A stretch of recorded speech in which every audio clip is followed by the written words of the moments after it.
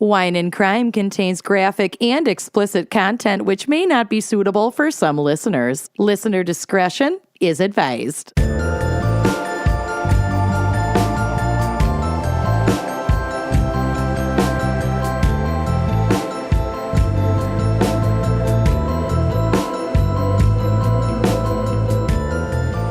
You are now listening to Wine and Crime, the podcast where three friends chug wine, chat true crime, and unleash their worst Minnesotan accents. Oh, it's like you've done this before. I'm back, sound baby. like a radio DJ. You are.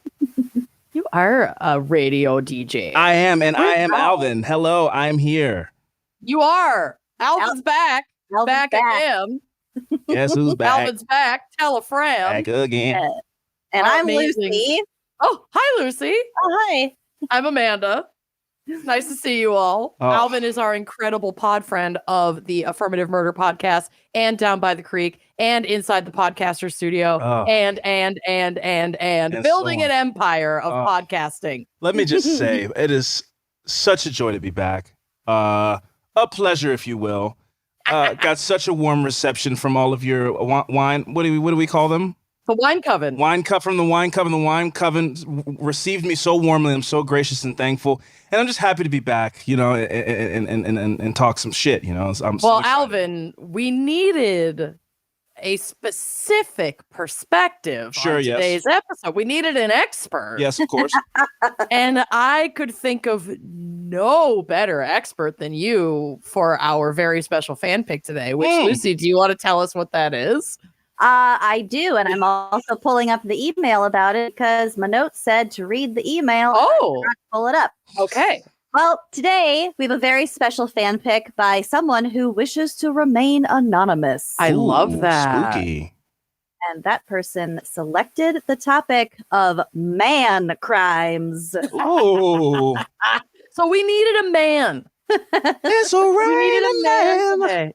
Yeah. Hallelujah. Yes, of course. Yeah. When Amanda reached out to me, she said, "Listen, we need a real alpha male on the pod. Just really bring that real dominant energy that only a man can bring." And she called me. God. And when I put down my tea and I really thought about it, I said, "Yes, Alvin." I said to myself, I said, "Yes, you will go and you will represent for all man. All that's how I speak when I say all man. And I'm here to do such. Yes." You're I want welcome. to clarify that conversation did not happen. It did happen. I have to text Shane, and it did happen. Asked- And she said, "Thank you. You are an alpha male, and alpha males exist." And that's what she said. I have the proof. Thank you. And I will bow down to you. Yes. You are the Yes. best one. No, not only did I not say that, I didn't even tell Alvin what the topitic was. She did I not was know. like, hey, are you around at the end of the week? Do you just find out what the topic was? Yeah, in an This email morning. this morning. Yes. She said, "You have expert." I said, "Well, I mean, I love Dawson's Creek. Well, I've read one of the Game of Thrones books. I don't know what my expertise could be." And then she called me this morning. I was like, "Well, yeah, okay. I guess I'm sort of that. Sure, let's do You it." know who we really need for man crimes is Dawson Leary. Oh man. Yeah. Oh, he came to mind when I was reading. Yep. Yeah. Mhm. Or yeah. Paisley or whatever his name is. It's Pacey. Get it correct. Pacey, and Okay. Pacey Where am is the hero of the series. Yeah. Should I go or like? No, you can stay. We'll just Okay. ostracise her for the rest of Lucy, the how about you episode. watch You that? other me. Because I'm a guest and that's incredibly rude what you just said. And I'll Yeah, leave. yeah. I'll leave. I'll walk out of this house right It now. was like it's Paisley or Pastry Paisley. or something She like that. says. Listen, Yeah. Pacey has his moments of not great. Sure. But Those he- are the moments I recall from But watching. he the series. redeems himself a whole lot more than fucking Dawson Leary does. Fucking Okay. right. We don't need. Dawson's a monster. We don't need to go. They don't need to get me all zipped up. Let's focus. No, I know. You're right. Let's focus. All right, Lucy, take it away. Take it away with that email from our anonymous, very special fan picker. Anonymous would like to say, with their pick of man crimes, individuals that aren't held accountable and get away with severe offenses and start to believe that they are above the law until they aren't. This person wants us to show the rise and the best part, the fall of some of these men. I want to see them burn, figuratively speaking. Humiliations galore. Ooh, And- someone's got unresolved trauma, and I am here for it. Well, actually, Anon. Anon chose Alvin's case, Mhm. and has another comment that I will interject once Alvin is done with reading his case. Okay. My case today definitely shows that like confidence, thinking they're untouchable, it's bad. Sure. Mm-hmm. It's some bad shit, but I haven't looked at the case you're covering at all, Alvin, so I'm excited to get into it. It's a roller coaster. As they often are. Pretty fucked up. Great.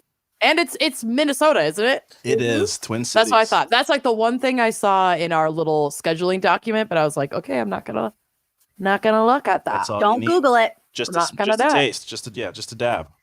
Well, let's get started with our wine crime pairing, Amanda. Oh yes. What you got for us? Marm. Sorry, it's like one of my favorite TikTokers, and 10 people are gonna know what I'm talking about. To go with man crimes, I wanted to pick one of my favorite wines and also just a nod to the conspiracy in general that men are superior in like any way. No offense, Alvin. None taken. None taken. Hey, listen, one thing you're not going to get from me on this episode is any pushback about bash men all you want. You got it. Yeah, man. You got it. Look at there's a little touch of fear in your eyes. Yeah, no, what? Not at all. A small touch of fear, but the smile has joy. So I'm feeling balanced. I'm feeling feeling safe in this arena. Screw them. But I picked the conspiracy theory red blend. I've paired this before. I love this wine. This incredible wine company, actually, after I paired one bottle with an episode, Anarchist Wine Company sent me a little care package with a bunch of other wines in it, and I am obsessed. First of all, their label art is really, really freaking cool. It's like statistical data mapping. Ooh, like data points. Yeah, that they've turned into label art. The bottle looks like when True Detective comes on. Yes, it totally does. Like kind of watercolory, like fading, shifting, creepy. Yep. This is the 2019 vintage, and it's primarily Petit Syrah, 70%, 11% Syrah, 7% Terrell-Dago, which I don't know if I know much of anything about that varietal. 6% Redacted. They just won't tell you what Anonymous. It is. It's really funny. There's a bunch of like on their website, when you are looking at specifically this wine, they have redacted a bunch of information in the description. I just think it's very clever and really funny. It's blood. Yeah. 5% Mauverde and 1% Viognier, which is super, super fun. And then about the label art, Conspiracy Theories label design displays generative art incorporating algorithms to create complex patterns. The algorithm integrates coordinates from well-known conspiracy theory like locations, turning redacted imaginations into redacted that seeks to challenge the status quo. So it's QAnon wine. Yes. You know when someone's just talking, you just kind of go away. You said some things there where I was like, I'm on a beach. It's so good. It's so good. That's crazy. That's a lot of crazy things. Head. Yeah, that's crazy. You should get some notes of plum and like cigar tobacco on the nose. Ooh. And then dark fruit on the palate.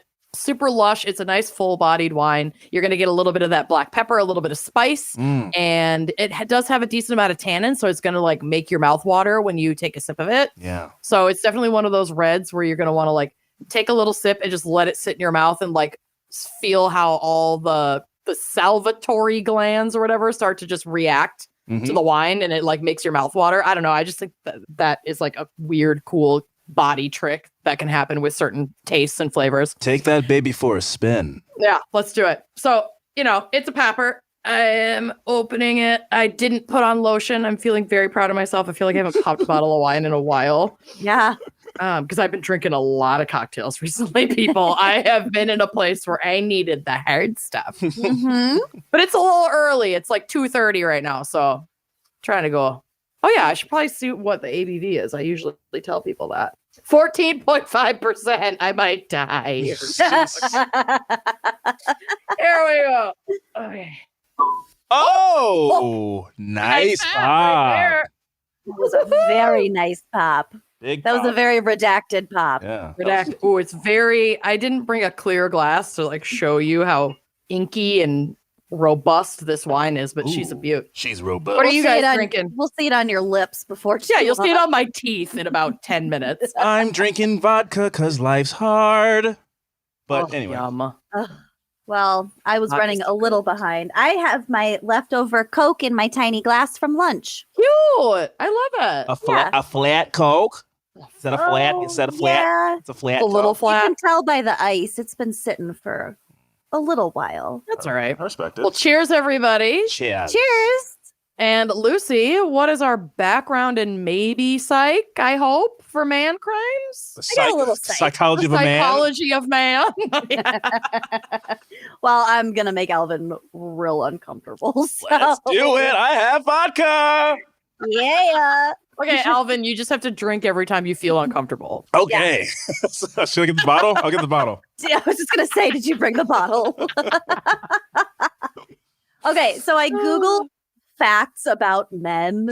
And when I tell you that the quality of these listicles that came up was abysmal. Okay, so your segment and my segment start almost identically, so I can't wait to get mine, and I have not read any of your notes. Amazing. So. Facts about men. Strong. Build home. Fast. The most fast. Faster than women. They were so bad. I had to question myself and see if I didn't actually skip to like the 38th page of Google results. Like that's how bad the top hits were. No. For example, here are a couple of the facts about men from literally the first result. I love that you already are putting things in quotes, air quotes, facts about men. Okay, well, quote, he wants to make you happy. Make it easy for him by being appreciative of all of his contributions. Why is that like coded language for put out? Did you get gaslit by Google? Why is Google speaking to you that way? Who's he? Is this just the international? This is all the all speaking he. We all are he. Yeah. He wants to make you happy. These are 20 facts in this vein about men. Here's another one. Being interested is an art. If he is passionate about something and the subject doesn't interest you, find a way to make the fact that he likes it of interest to you. Wow. I tried that. Or he might kill you. I tried that with Dragon Ball Z. It doesn't. That doesn't work in person. We're just like, well, if you like, you should like things that I like. It's like, no, you should just keep this. Some stuff is just for you to like, and that's fine. Yeah. It can be like a private like. You keep this in your own space. These are reading less like facts about men and more like survival techniques for women. That's why I'm saying facts about men. Okay, here's another one. Men are far more sensitive to the tone of your voice than women are. When he feels like you're blaming him, it's because there's a hint of resentment in your tone. Or it's because I'm blaming him. Yes. Or I fully resent him. It's his fault and he deserves to be called out. And you have vocal fry, and I'm giving this conversation a half a star. Because every woman apparently has vocal fry. I mean, it's just every man who listens to a podcast with women is like, I don't like your voice. It's like, that's a you thing, man. I don't think you don't like women. I think is you hate women speaking. Yeah. We're shrill. We have vocal fry. What did they say? Amanda has gotten some comments on her. Oh, I'm overbearing. And I do have an intensely masculine voice. It's what Thoroughly. Yeah. Mm-hmm. Have you, this has gone kind of viral on TikTok recently and just the broader internet, but there's this woman who is like a voice or dialect coach, and she made a video about how to like discover the true tone of your voice, like the true like how you really vocal sound? range. Oh, no, I've never heard of where like you take deep, like cleansing breaths, and when you let your breath out, you just naturally sigh. Just let out a sigh at your most like comfortable sound, and like that's the normal range of your voice. So if you're like, so it's this. Yeah, mine's like. Like very low. Well, as women, we have to be mindful of our tone. Yes. Mm-hmm. We wouldn't want our men to think that we resent them. You don't want to hurt his ears. Come on, be respectful. Yeah. Be respectful. Last fact. he doesn't want or need to understand you. It doesn't mean he doesn't love you. No, take it away. Take it away. Yeah. I am not often speechless, but yep. Take it. Yeah, take it. Okay. Those were just my top 4 from this list of 20 exceedingly sexist, misogynist, just pedantic. And that was on page 1? That was on page 1. That was the top Google hit. I don't know. No notes. I'm not going to read anymore because it's awful. And I have dicks to talk about. So here we go. Okay. I also wanted to point out that one of my first sources cited a quote from the director of operations at Maxim Magazine's hair restoration company. Department. Yeah. Oh, a specific department within Maxim Magazine. Is that what you're saying? Is that what he runs the hair restoration department of Maxim Magazine? Well, it's Maxim as a brand. Okay. They have some sort of hair restoration products. Yeah. Wow. What can't they do? Rank women, restore your hairline, send people to space. Send people to space, most likely. Yeah. Maxim Airlines. What a time to be alive. Seriously. Okay, so here are some actual facts, and let's see if Alvin ticks all these boxes. Here we go. Men typically have darker hair than women because of their higher levels of melanin.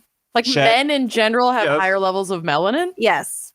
Okay. Alvin well, does. specifically in this situation, I check that box, yes. So check. Yes. Yes, so check that box. Men have bigger teeth than women. Not me! I got pretty big teeth. My teeth are fucking huge. I am an overcrowded horse mouth. I think I have a mid-large size amount of teeth, but I got you beat on teeth, Alvin. Then hey, you know something? This scientist that works for Maxim Magazine surprisingly doesn't know what he's talking about. But continue. Scientist. Oh my God. Can you imagine having a PhD and working at Maxim? I have a PhD in awesome boobs. He's a awesome boob specialist and awesome boob scientist. I got my master's in looking at tips. Same. Men have literal thicker skin, about 25% thicker than women's skin, and it's like a rougher texture. Okay. No, I moisturize. I would say that boils down to your skincare routine, personally. Okay, well, then I can't speak to the thickness of my skin, but I don't know if it's literally thicker than another human being's skin, but sure, Measure it. We are not going to get out your ruler and measure your skin right now. Make a couple cuts. If you just make a small incision, fit the ruler down in the skin. Yes, okay. We are not encouraging self-harm for science on this episode. Even for such an illustrious publication as Maxim, yes. Mm-hmm. Not all of these are from the Maxim. Okay, got it. They are now. Yeah. About 40% of men are habitual snorers as compared with about 24% of women. That seems low. I'd say 100% of men are habitual snorers. See, here's the thing. I'm a situational snorer. Fair. I've asked people that have shared a bed with me if I snored, and it hits or misses. Depends on the night. Snorer? Yeah, if I've had some drinks, I'll snore. If I'm feeling a little, if I have a little sad, like a seasonal affective disorder, I'm more of a snorer. But in the summertime, quiet as a church mouse. Interesting. Got those windows up, the sun's coming. I mean, the breeze is coming in, that summer breeze. You won't hear a snore out of me. Mm-hmm. You're sleeping like a babe. Mm-hmm. Mm-hmm. That Amanda snore. sleeps like the dead. I'm a silent dead sleeper. I think I'm a silent sleeper. You're a pretty silent sleeper. Kenyon snores. Mm-hmm. Yeah. Any of you guys sleep with your eyes open? I don't think so. I do on occasion talk in my sleep, though. I have to wear a sleep mask to keep my eyes shut. To protect other people. Just so they're not uncomfortable. Yeah. It's fucking scary. Okay, next. Well, I went to my eye doctor one time, and he was looking at my eyes through the magnifiers, the machine.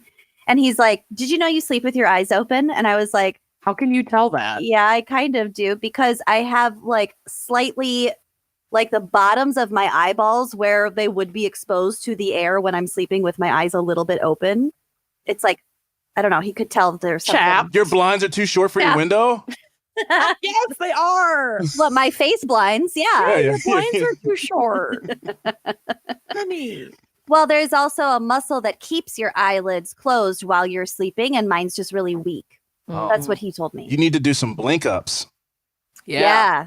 Yeah. Just a suggestion. This is really embarrassing. You need to get those eyelids swole. Yeah, you need to get your lids yoked, bro.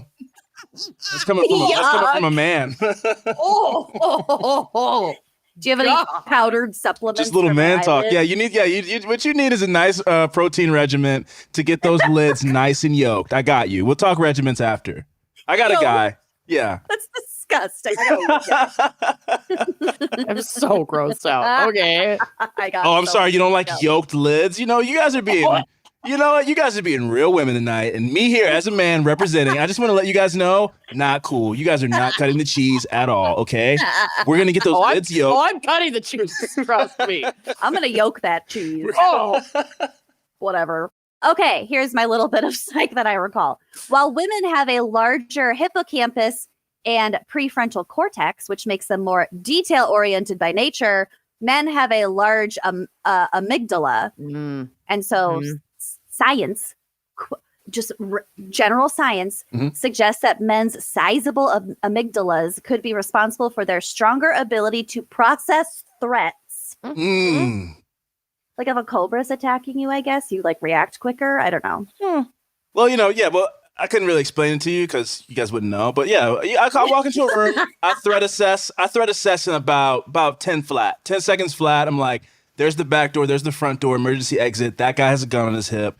And I can knock all that out in 10 flat, like I said. So, that's due to my much larger amygdala than you guys, for sure. Yeah, for sure. Definitely. Thank you for the explanation. No worries. Man. Yeah, no worries. Also, my eyelids are mad yoked, so I can really see the threats, I'll get you on the reg after this. I am so unreasonably grossed out by yoked eyelids. I can't. It's really... Just a nice vascular veiny lid. Well, your lids might be yoked, but at least my eyes are always open, so maybe I can process constantly. That's true. While I'm asleep. You know something? There's nothing more assessment threat assessing than having your eyes open while you're asleep. Yeah, exactly. You're the ultimate predator for sure. I am a predator for sure. Oh God, Lucy's the ultimate predator. So my epitaph. Oh God. Oh wait, I'm already dead. If that's my epitaph. Okay. Men tend to have a lower resting body temperature, which keeps them warmer, which keeps them loving rooms to be fucking freezing. Okay. I do like that. I don't just be warm. Be warm. Agree with that either. I like to be cold and then bundle up. Every man that I have ever shared a bed with is like his own personal 800-degree furnace. Well, they're emitting all of that. Yeah, that's why we needed to be cold. And listen, honey. Their core temperature. Listen, Toots. Let me get on my soapbox for a second. You ladies with your cold feet. Fellas, my fellas out there. Where my fellas at? Let me where's the dog pound at? Can I get a roll call for the dog pound? Fellas, they come in there with those ice cold Tootsies and they want to be touching their toes all on yours. Ice cold. When my feet are perfectly warm like a human being. And your feet, ice cubes. Am I right, fellas? I do. It's just me here? Cool. All right. Oh, yeah. I do have really cold feet, and I will burrow them under Bill's butt. Oh, yeah. It's very small. And that's why he wants the window open, Amanda. You're taking you're taking all of his comfortable heat. I'm the one who likes the colder room, I think, to sleep in. But we both if you don't like to sleep in a cold room with a bunch of blankets, that passes any type of categories or whatever. I like to be cold and then bundle up under a warm blanket. Yeah. That's like how you sleep. That's just peak sleep. Well, status. We're talking sleeping though. Yeah. I'm talking just in general. Like let's say an office workspace. Okay. It's always cold.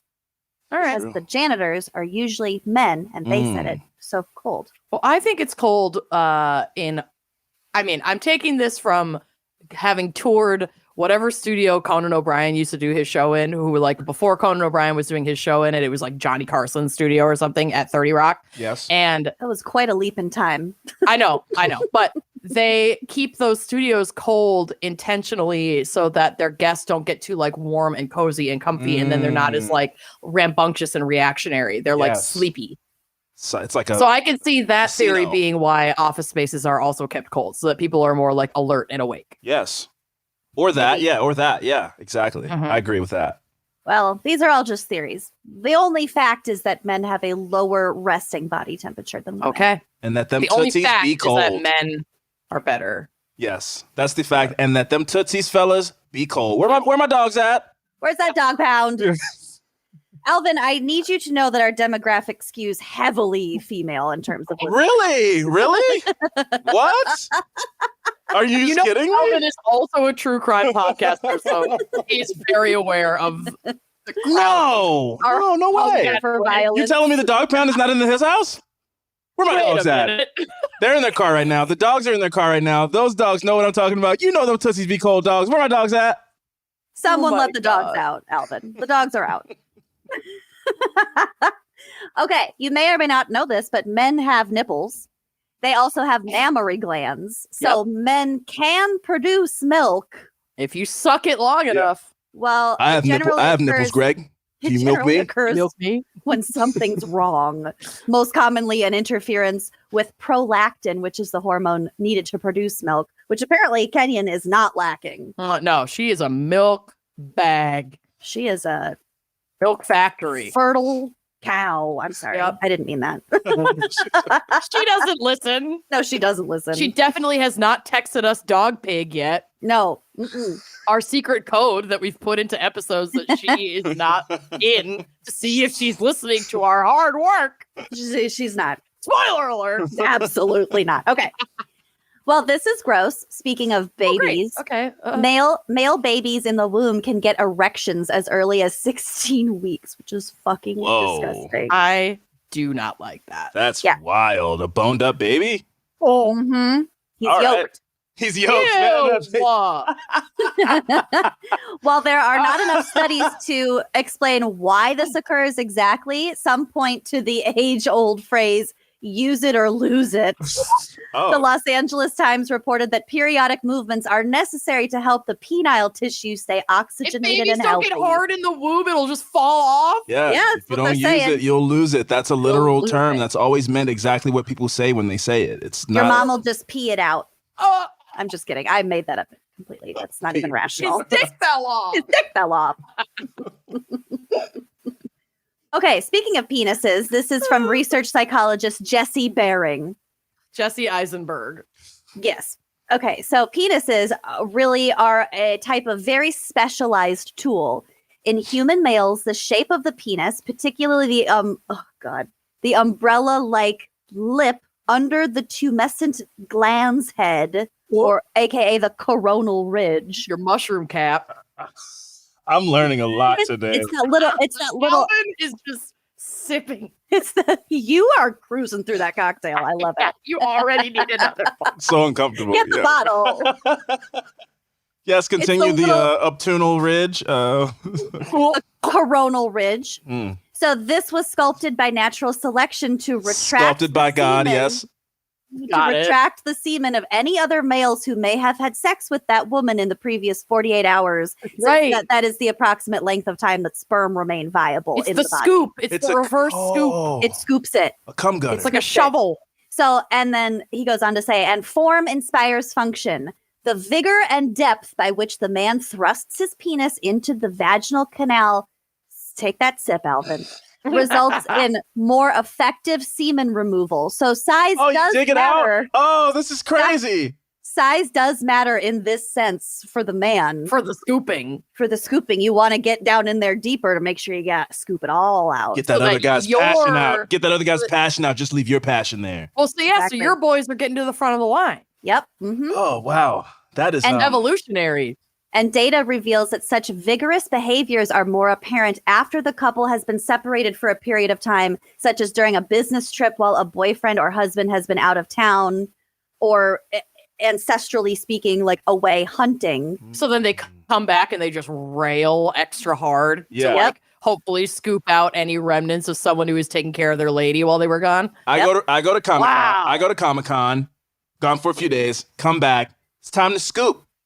Time to get the scooping. Hey, Tostitos scoops, got nothing on a man. Where my dogs at?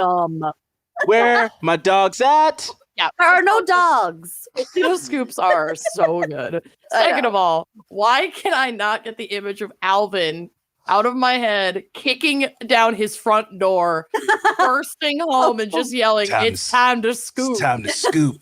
It's scoop time, baby. It's scoop time. That's better than my least favorite thing Alvin has ever said on an episode of his podcast that I will never recover from, which is slapping cheeks. You were talking about like old people having sex in an old folks' home. Yeah, they be slapping them cheeks up in them old folks' homes. You know it. And I had such a hard time hearing that. I know I'm trying to be sex positive. Gonorrhea stats through the roof at every old folks' home across the nation. They clapping cheeks up in them nursing homes. It's not the sex act that bothers me. It's the imagining of the sound that bothers me. Yes. Lucy! A loose clap. It's so loose. There's so much skin. Yes. Mm-hmm. The names that they're calling out: Herbert's, Elizabeth's, Gladys. Gladys. Eugene's. They're just Rosemary. in throes of passion. Susie May. Susie Dorcas. May. Dorcas. That's an old-timey name. All right. Okay. Scooping. Back to it. Okay. So none of this rigorous thrusting, scooping post-absence upon return is conscious. Rather, it is simply an arousal response that would have evolved to influence human behavior over tens of thousands of generations. The more intense the arousal, the more powerful the ejaculation, and the deeper it lands in the vaginal canal. It just shoots up there, making it more difficult for any males that follow him to retract his sperm with their penises. It's really ruining. So you're getting rid of. Wow. Yep. You're getting rid of. Is ruined. Yeah. I ruin a lot in my segment. So you're not only scooping out the previous dude, you're trying to really throw it in there as far as possible so the next guy can't scoop out your jizz. It's the twist. It's the twist at the end of the punch. Next. Mm-hmm. Once ejaculation has occurred, men typically become flaccid fairly quickly, and further stimulation of the penis is often uncomfortable. You pull out, maybe don't touch it for a couple minutes.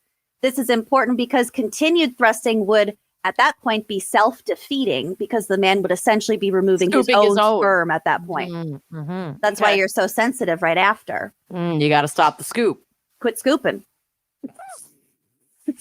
Alvin's never coming you back on an need episode a refill. Yeah, please feel free to leave at any time to go get yourself another drink and then come back. If I leave, I'm not coming back. I get up, I'm not coming back. I get it. I understand.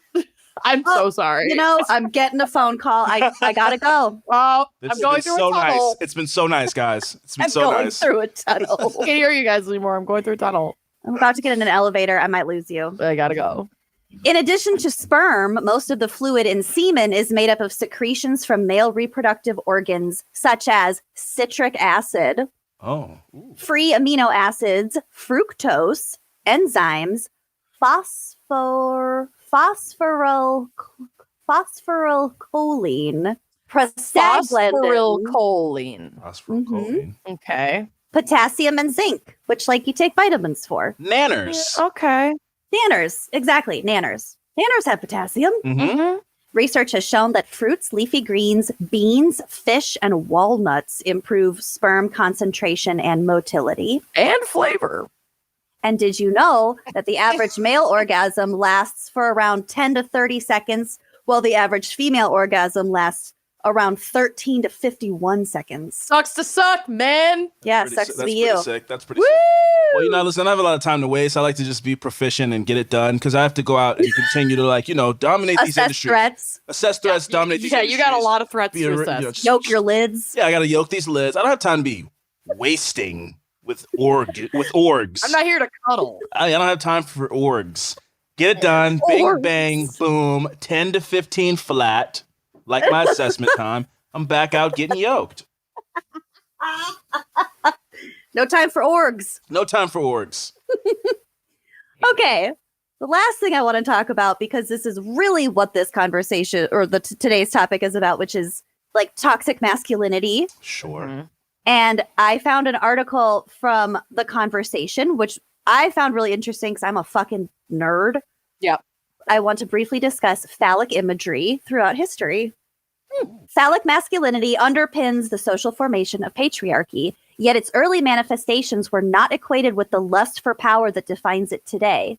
The earliest phallic objects found in southern Germany are some 28,000 years old. Wow. Whoa. Like Dicks. carvings and... Yeah. Okay. Yeah, imagery. Initially, the phallus was more associated with natural fertility. The Egyptian god Min, for example, shows an ample erection in the left hand and an agricultural flail in the right. I don't know what a flail is. I'm assuming it's like a tool of a shovel or something. Sure. In some cultures, it was seen as a bridge or means of relational connection rather than domination and control. Mm-hmm. For the ancient Greeks, the penis had creative associations, seen as sort of Merlin's wand. For the Romans, the phallus became more of a... Greeks. They're wild. For the Romans, the phallus became more of a power-centered battering ram. So they were more... aggressive with it. Action-focused, Mm-hmm. yes. Yeah. Male gods displaced Earth Mother deities, and the dominance of the phallus was enacted less through physical displays of power and more through symbolic displays of control. Phallic metaphors have now become largely negative, associated with tight hierarchical control, intense competition, and obsessive zero tolerance of error. So, like, think of the phrase, "you're being a dick." Okay. Kind of that, like, no room for error. Yeah. Mm-hmm. Very rigid, very controlling. You're a dick. Yeah. Mm-hmm. Before the Romans, metaphors that involved the testicles dictated what was understood by masculinity just as much as phallic ones. Testicles were associated with fertility, strength, and energy in early religious texts. Mm-hmm. Tests. But the testicles of the sexually potent Egyptian god named Seth. Seth? When I think of sexual potency, the name that comes to mind is always Seth. Seth Green, Seth Rogen. Yep. There's a lot of Seth Myers, oozing sexuality. All these Seths, dominance and prowess. Sexuality. Yes, Sexuality. Yes, yes, of course. Yes. I just like that this is the Very sexually Sethual. potent Egyptian god named Seth. Sethually potent. Yes. Mm-hmm.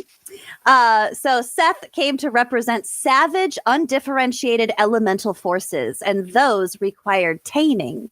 By the Roman period, the family jewels began to be seen as a source of passions that distracted from divine motivations and masculine phallic control. This led to the development of castration cults. This is so Don't wild. love that. There was a photo that went along with this. I didn't love it, so I didn't save it. We're Great. good. We're Okay. good. We're good. Yep. So Good. No one needs that. devotees of these castration cults would run through the streets, cutting off their own equipment as they went, throwing it into nearby houses. Catching a set of testicles was supposedly a blessing, like a bizarre bride's bouquet. Amazingly, these cults were so popular that they had to be banned in some countries. I'm sure people were dying. People were probably bleeding out. Hemorrhaging blood. Yeah. Yeah. Or infection. Oh, Yeah, definitely. bleeding out All infected kinds of you. things, man.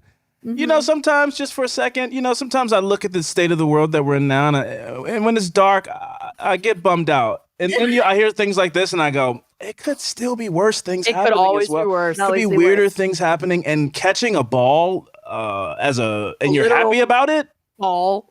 And That's be like, dark times. Yeah, I mean, "Woo!" that's dark times. That's dark I'm times. so glad we could bring you some perspective in a dark and challenging world. Thank you. Alvin. Yeah, thank you. I appreciate it. I'm glad I came on. why we're here. I'm glad I came on here, and I'm not drunk from just slamming vodka from I'm discomfort. so fucking happy to be here, and I did not need 5 more Kettle One. Well, you might think that all these castration cults were like way in history, but in fact, a surviving practice was even found in a Central Russian Coptic sect called the Skoptsi. Mhm. All these fucking words. As late as the 1960s. The 60s were the Wild West, man. They were nuts. The roaring Especially Russia. 60s, am I right? The roaring Beatles, 60s. balls, Mhm. I can think of bombs. eras a lot. I can't think of eras much scarier than like 1960s Russia. That does not sound fun. Yeah. No, it doesn't. So, like I said about the phallus, like being a dick is like you're a rigid jerk. Mhm. Mhm. Being a But ball. today, testicles are symbolically associated with bravery and confidence, like having the balls to do something. Mm. They're two completely different, like, suggestions, you know? And then next comes the semen. I hate you. Oh God. We've already been over the semen. No, we're going back. We've got more to do. In a postmodern world, perhaps the traditionally perceived virtues of both phallic and testicular masculinity are less relevant. A more creative alternative may be needed. Semen has long been seen as a precious fluid, a source of renewal. Okay. Think of the biblical Onan. Onan, oh no. Onan. Who was Onan. The semen's owning everything. You get it. Where my dogs at? Owning noobs left and right. Where my dogs at? Owning all these noobs. Apparently Onan, God told Onan to have sex with his own sister-in-law. Oh God. Because his brother died or something, and he didn't want to do it, so he pulled out and spilled his seed, and God got pissed precious fluid. Smote Onan. Smoted. He was smoted. For pulling out? For pulling out. He spilled his precious fluid. Mm-hmm. Coitus interruptus. Oh, wow. That's what it's called. Pulling out. Oh. Coitus interruptus. Did you coitus interrupt us? Oh my God, I just coitus interrupted. Oh my God. I'm going to coitus interrupt us. All right, well, let's move on. I am this close to coitus interrupting. Tribes in New Guinea, meanwhile, had a semen swallowing ritual for young males to acquire the strength and wisdom of their elders. Oh no. Not clear to me if they just sucked each other off or if they like jerked into like a cup. Some kind of ceremonial cup was used for sure. And Probably. this is adjacent to cucking for sure. This is there were old men snickering at children. And they're like, yeah, drink it. Like the young next up of being the chief of whatever. And they're like, yeah, drink that. Yeah, you need to like taste my memories and my legacy. I will drink your milkshake. I will drink it up. Drink it up, big boy. I am not going to yuck anyone's traditional yuck, but my God. Never. From a 2022 grandpa perspective. slid a shot glass of his own precious fluid across the kitchen table at me. You need to, Amanda, you need to know your history. Taste your family. Taste your legacy, Amanda. Oh God. Taste your legacy. Taste us. No. No. Bring it into your body. Drink me in. Oddly beautiful. Drink me in. Oddly beautiful. Waste not. Oh, Lick every drop of my precious fluid. Okay. I just have a little more to go. In the West, ideas about semen bifurcate in recent centuries. For 18th century physician Samuel Tissot, loss of semen depleted bodily vitality and even jettisoned one's capacity to reason.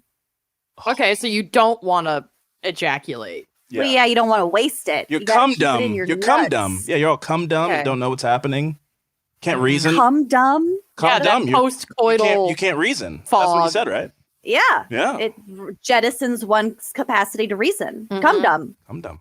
Admirers of this perspective included Napoleon, Comte, and Voltaire. Voltaire. Tissot's influence extended well into the 20th century. The 19th century American poet Walt Whitman, ever heard of him, on the other hand, thought of semen as a renewable resource symbolic of boundless creativity. So this article ends by pointing out the metaphor of the seed, pointing out that the metaphor of the seed of creativity is nothing without nurturing afterwards. That these three metaphors aren't competing against one another, but they should be considered all together in tandem. And not only that, but breaking down so-called toxic masculinity requires relationships and collaboration, as well as the embrace of the feminine. Yes. Because your seed is nothing if you're not going to do anything with it. You're going to drink it, really? Yeah. Anyway, there you go. That's my segment.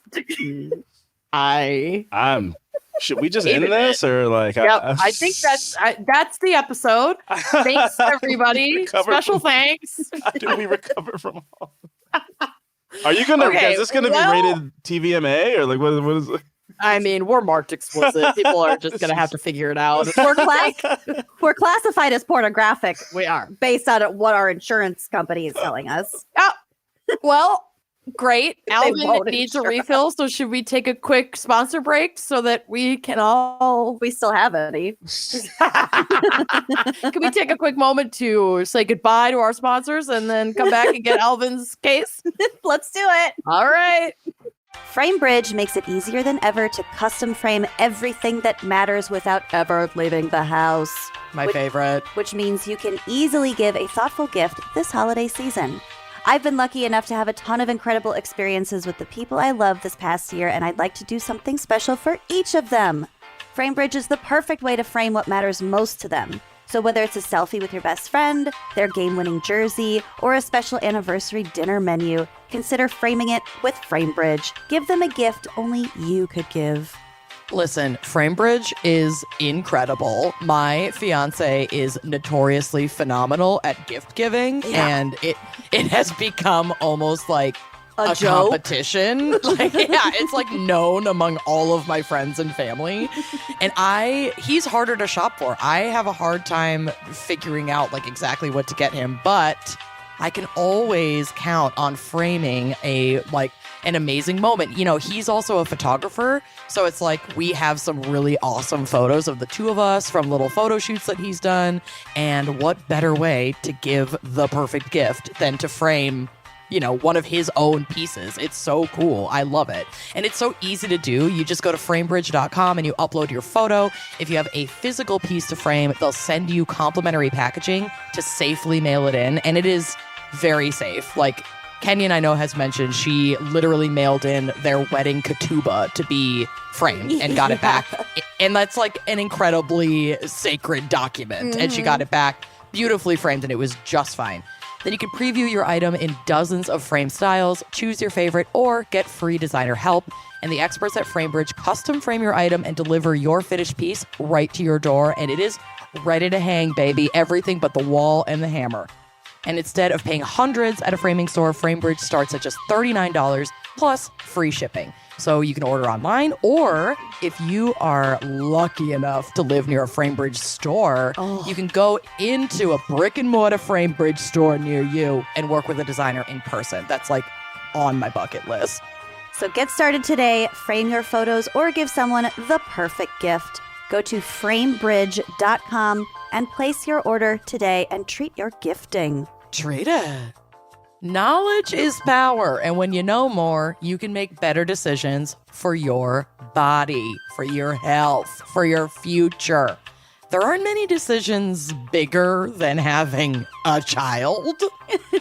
But for many people, their fertility is a big question mark. Like, I'm not planning on having kids, so I didn't even really think about this until I got my modern fertility kit so I could just know a little more about my bod.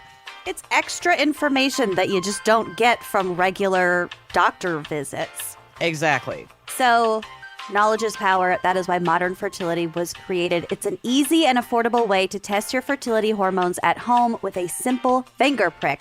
You mail it in with a prepaid label and you'll get your personalized results within 10 days. I forgot that I sent it in. And a couple of days later, I'm like, oh my God, I have all of this information at my fingertips. It's incredible. I love it. So I got insight into my hormone levels, my ovarian reserve, so how many eggs I have compared with other people my age, and other important fertility factors. These results go deep into what every hormone means, and you can also download the results to review with your doctor to discuss next steps. Traditional testing can be very expensive, costing over $600. Who has that? Ugh, no. But modern fertility gets you the same info at a fraction of the price. And if you go to modernfertility.com/gals30, you can get $30 off your test. Plus, you can get reimbursed for the test through your FSA or HSA. So if you want kids, if you want kids today or maybe just one day in the future, clinically sound information about your bod can help you make the decision that is right for you. Absolutely. And right now, Modern Fertility is offering our listeners $30 off the test when you go to modernfertility.com/gals30. This is a limited time offer for $30 off. So that means your test will cost $169 instead of the hundreds or thousands it could cost at a doctor's office. So get $30 off your fertility test when you go to modernfertility.com/gals30. That's modernfertility.com/gals30 and treat your knowledge. Try that. Alvin, are you ready to give us a story? I am. Yes. Buckle up.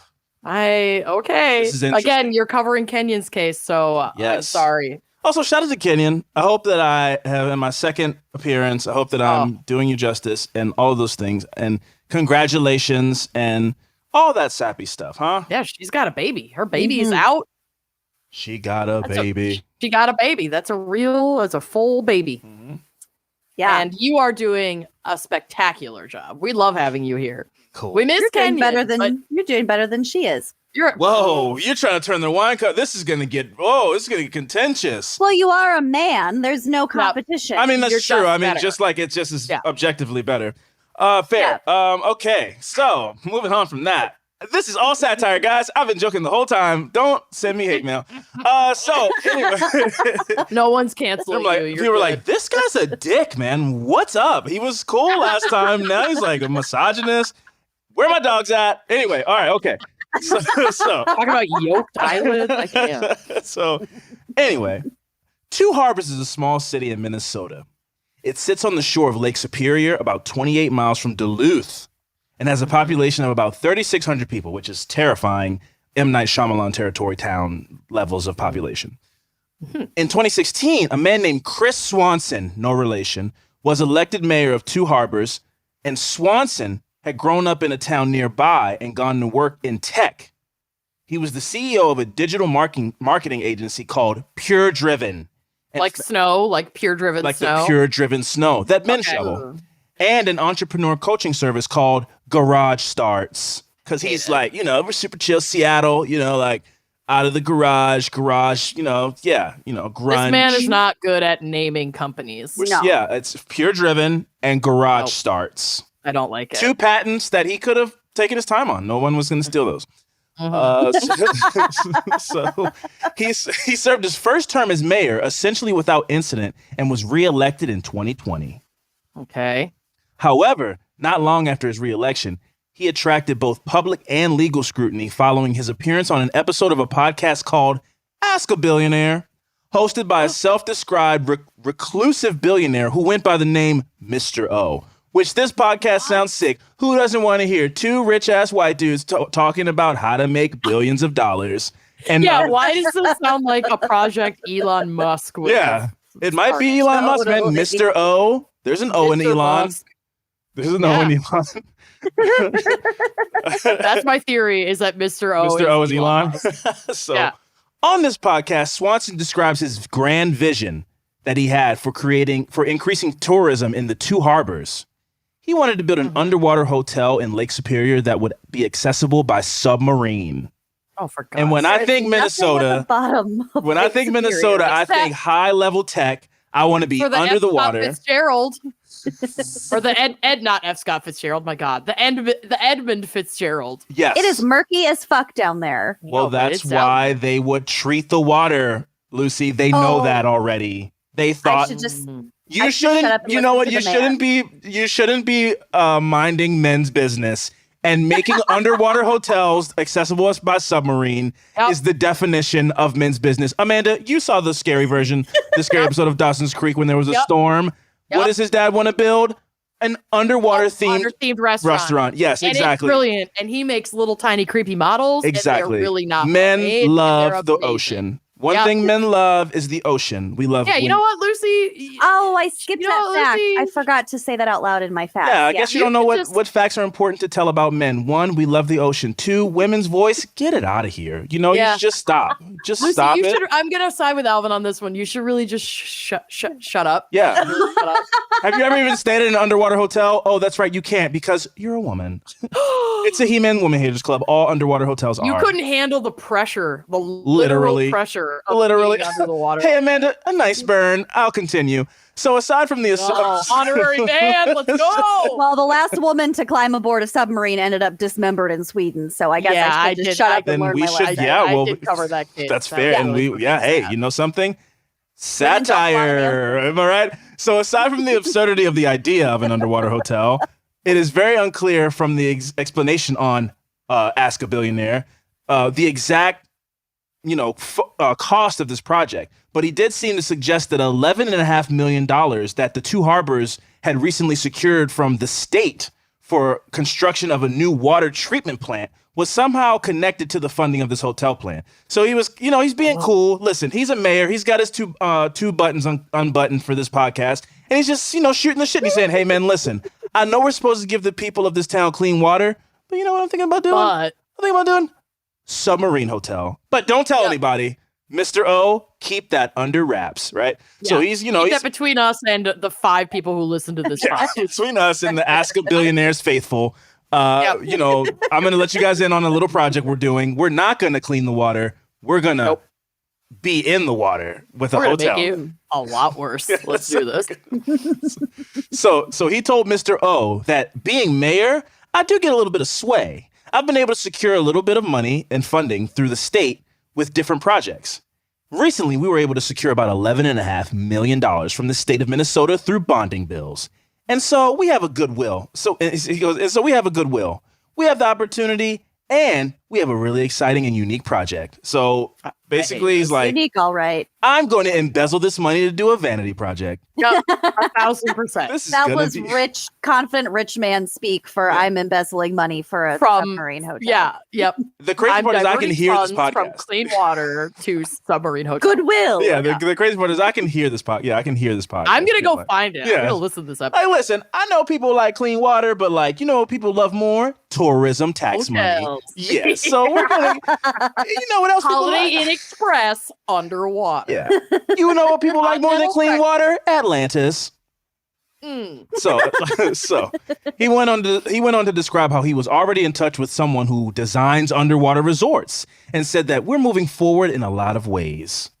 Further muddying ethical waters, Swanson also stated on the podcast that his brother, Joe Swanson, no relation to Ron Swanson, is what I'm saying, who owned a chain of resorts.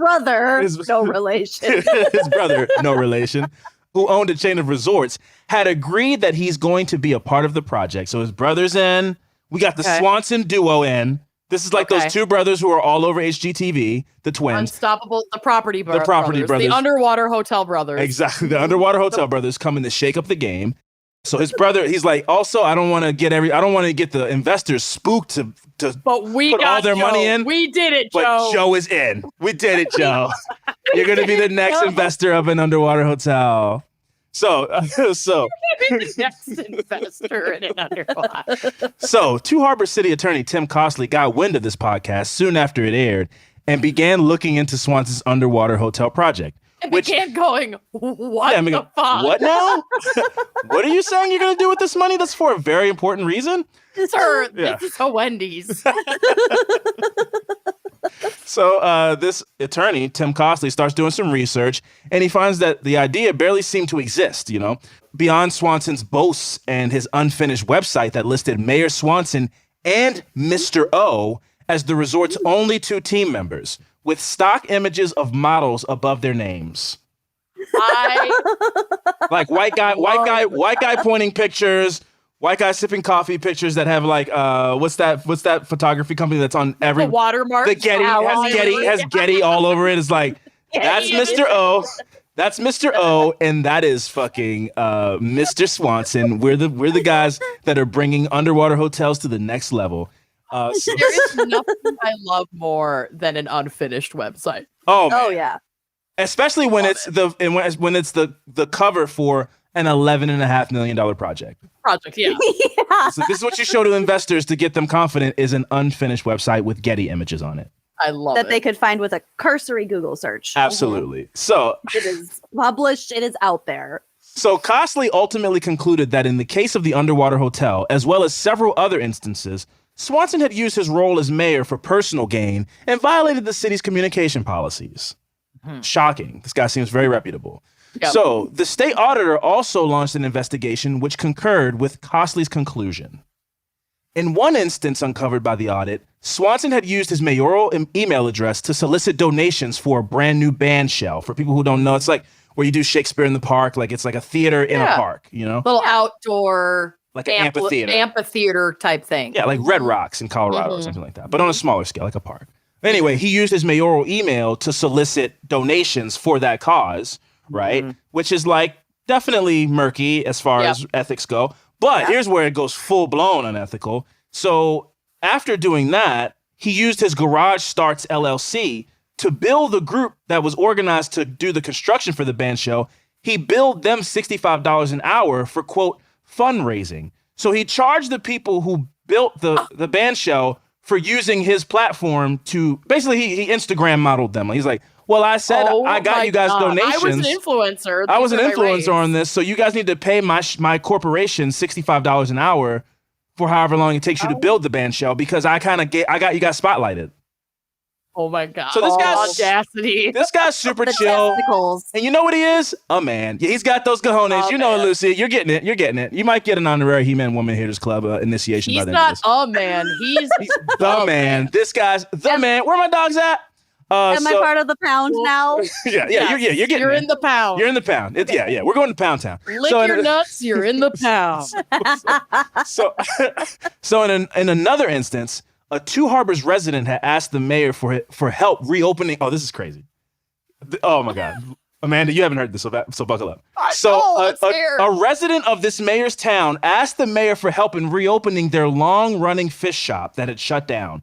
So they had this, family fish shop that was part of a staple of the community, And this is 2020, so maybe they were closed for like COVID too, right? Oh, for sure. That's definitely most likely what happened. Okay. Things dry up. So instead of Mayor Swanson doing that, Mayor Swanson's wife purchased the building, the fish shop that the fish shop was located in, and had the couple's 16-year-old daughter, Ashley, reopen the fish shop as her own business.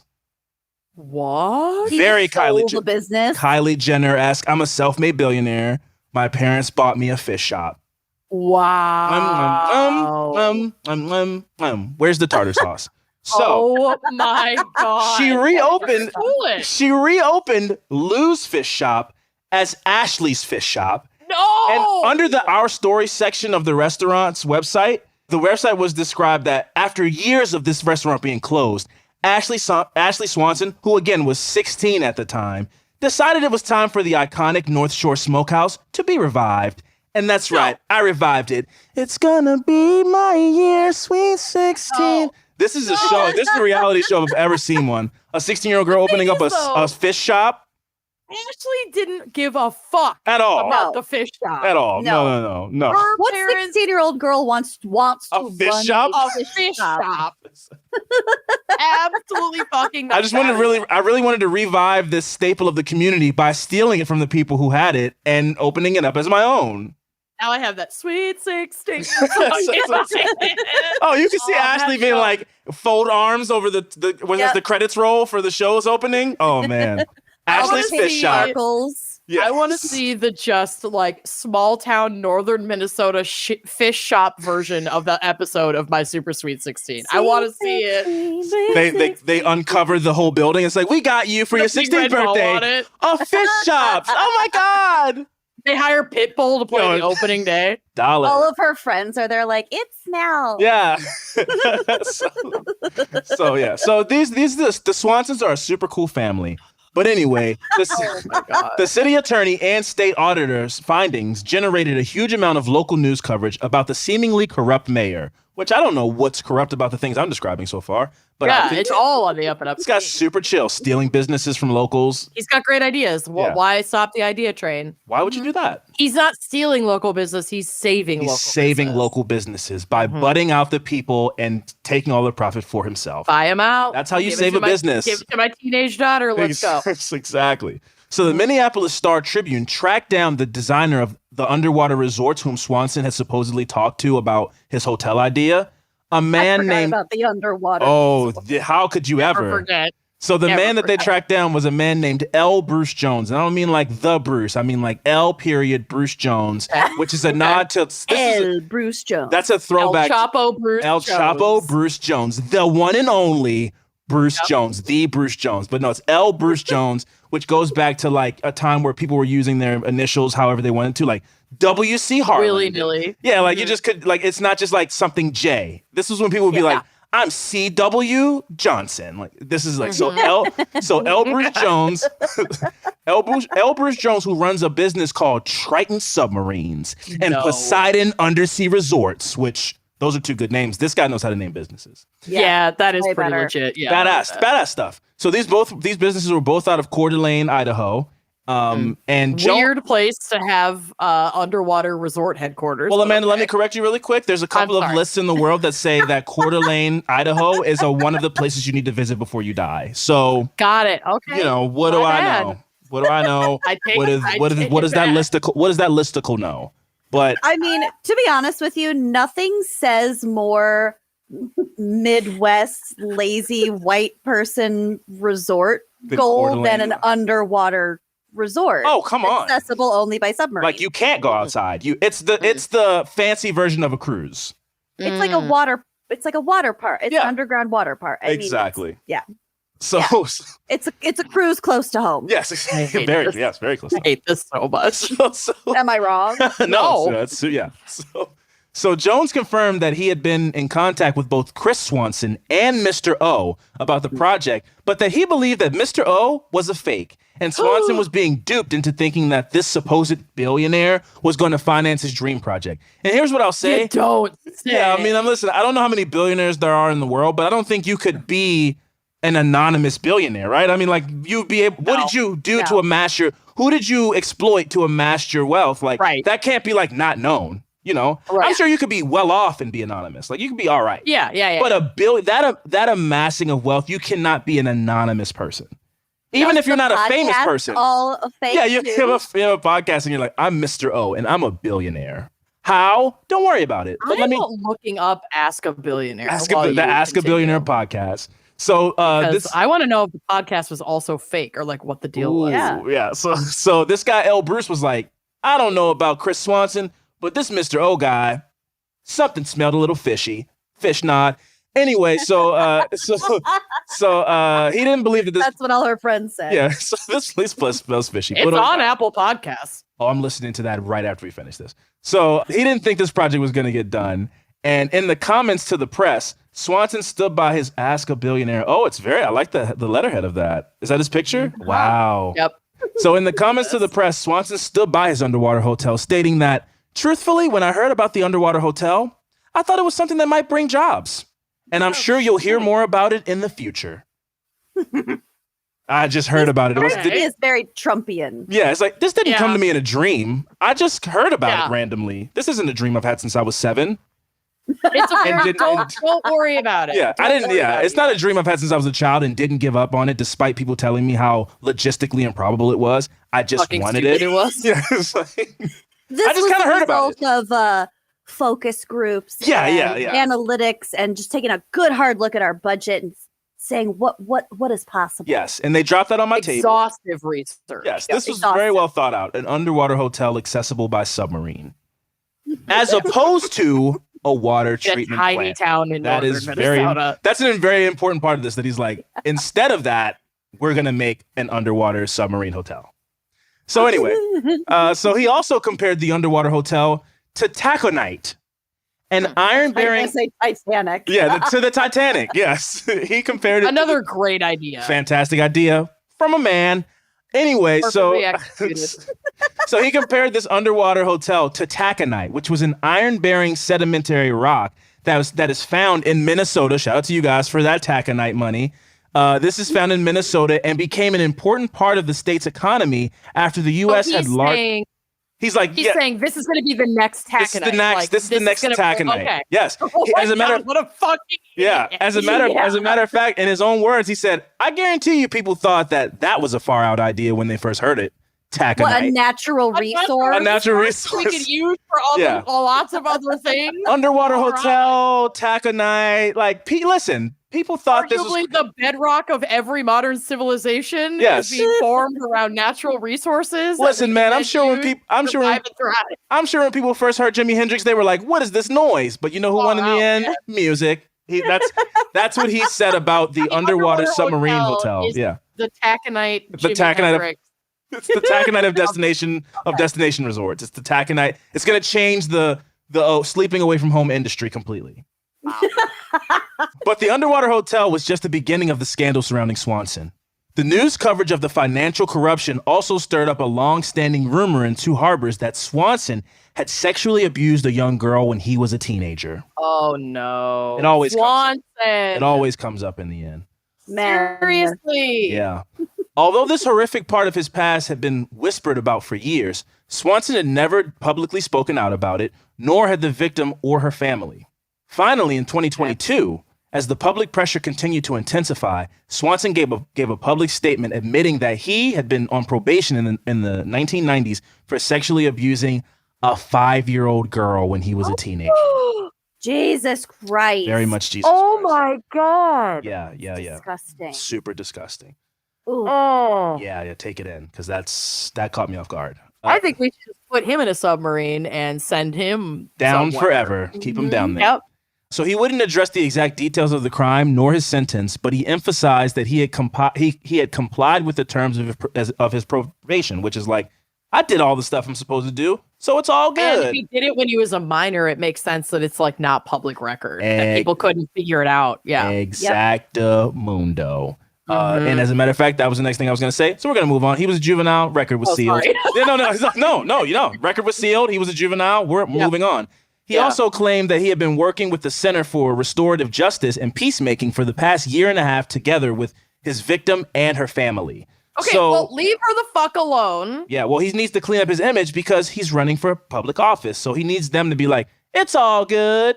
Oh so he harassed them into coming out and saying that they're fine with this, but they didn't fully do that. And I'll get into that now. So he emphasized in the statement that he had grown up to be a good citizen. And he asked the community, how long do you want people to be digging up people's pasts? If this is the stuff in the past, / if you've never addressed it. It's all fair game. Yeah, / if you've never addressed it and it's new. Yeah. Yes, this is new to people. Like I made a controversial and like in poor form tweet in 2005. No. That's not what. It's not the same thing. I'm not a white guy dressing like I didn't dress like Aladdin for Halloween. You know, like this is he's acting like he's being canceled because he made some stupid mistake when he was a teenager. Like, no, you committed a horrible crime. A horrific crime. And he's like, you know what, guys? This is just cancel culture run amok. Where are my dogs at? So, following Swanson's admission, numerous Two Harbors residents came together to form a group called Recall or Resign. They began collecting signatures. Yes, exactly. They were get out of here, man. By your own will or we're going to get you out of here. So they began collecting signatures from residents and eventually gathered enough to trigger a recall election. Awesome. Swanson had refused to take the other option, which was to resign, stating that he was a visionary leader. He called himself a visionary leader. Yay, 2024. He called himself a visionary underwater, you guys. Yeah, he called himself a visionary leader. Only the coolest people call themselves that, you know. So he called himself a visionary leader, focused only on moving the city forward by doing incredibly horrible things and having a terrible past. But don't focus on that. Focus on my great ideas, like Scuba Tell. Yeah. So anyway, Scuba Tell. Garage door. You know this place didn't have a great idea. He named his business Garage Dreams or whatever. Yeah. Garage Dreams. Yeah. So during the lead up to the recall election, the family of the Swanson's victims asked for a slot of time during the public comment period of the city council meeting to tell their side of the story. Yes, love it. Yes. For reasons that are unclear, even though they're very clear, they were denied this time to speak. Fuck that. And yes, they're doing him a favor by standing next to him publicly to like seriously, like obfuscate him from these horrible things. And he goes, no, I don't want you to tell like what you say. I'm gonna silence you. No, but stand next to me quietly. So seen and not heard. So instead, the Christensen family, which was their name, planned to separate time to speak in the city hall parking lot while Swanson was inside working. Good. Right? Hold a press conference outside of his job. Yes. 4 seasons. Yes. Which is a perfectly fine idea compared to I don't even think I'd want to stay in a murky underwater hotel. 4 seasons is just fine. So this occasion marked the first time that this family had spoken publicly about the sexual abuse and the toll that it had taken on their family. And this opportunity was not even given by their abuser. They had to just take it for their own. So The parents described how they had moved their 2 daughters on the same block as Swanson and his family in 1992, and how their 2 daughters were 5 and 6 years old. The Swansons had 4 teenage boys and seemed respectable and well-liked on the block. So, of course, they asked... We got Joe, we got like the underwater property brothers, and then 2 other boys that just don't have a part in this. Yeah, and redacted. Yes. Yeah. For a period of several months, the Swansons took care of the 2 young girls during the day while the parents worked. Oh, God. But then in August of 1992, 5-year-old Lindsay confided in her parents about the things that 15-year-old Chris Swanson had been doing to her in the bathroom and the bedroom at the Swanson house. Oh, God, Lindsay. Yes. Poor thing. So Greg Christensen was recovering from back surgery at the time that her family came to find out about the situation when Lindsay came forward to tell them about what was the physical abuse she was undertaking. And Lindsay's mother, Nancy, called the police, and Chris was soon arrested. So once the mother called, they picked up Chris and he was arrested. The Christensens also described how Lindsay, who is now in her mid-30s, has struggled with mental health issues since the abuse and continues to live with her parents. So that's just it's a big example of what you leave in your wake when you abuse people. It's terrible. It can be a lifelong journey. And she's still like living in this area where this fucking guy has gone on to become. He's got billboards. He's got billboards. Twice. He's on podcasts. He's got so many people covering his ass. I mean, it's not even a secret in this town. Everybody fucking knows about it. So many people are trying to cover for him. It's so fucked up. It's like a smaller scale version of literally the entire Trump presidency, where like all of these people that he know these things abused are now like stuck with him as the fucking president. Mm-hmm. I can't even. And there's just a long list of people who knew this was happening, but it's like, well, he's got the power now. So yeah. My heart is broken. Man. Both of those girls. Yeah. Wasn't it both of them? I didn't see that. I think Lindsay's the only one who came forward and said that something happened, but that doesn't mean that nothing. It affects the whole. It affects the whole family. Yeah. Mm-hmm. So it's really terrible. So in August of 2022, 86% of voters in the recall election voted to remove Swanson. That's good. Following the official approval by City Council, Swanson was removed from office and replaced with an interim mayor. Swanson's statement following the election read, "We love the 2 harbors and the people who make up the community. We will continue our mission to positively impact this area and are grateful for all that we have learned and what has been accomplished over the past 5.5 years." Okay, and then he rode off into the sunset and got on whatever mayors get on. It's not a helicopter, but I'm sure, I don't know, a Segway or something. He just went to live out the rest of his quiet, comfortable life without yes, this is a consequence that he was removed from office.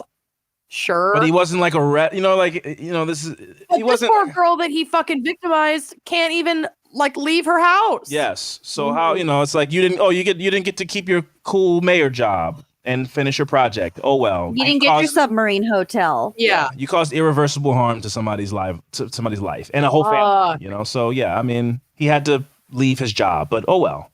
Yeah, so that was the story of Chris Swanson, a super cool man. God damn it! Just a super chill dude. Wow. With yoked eyelids.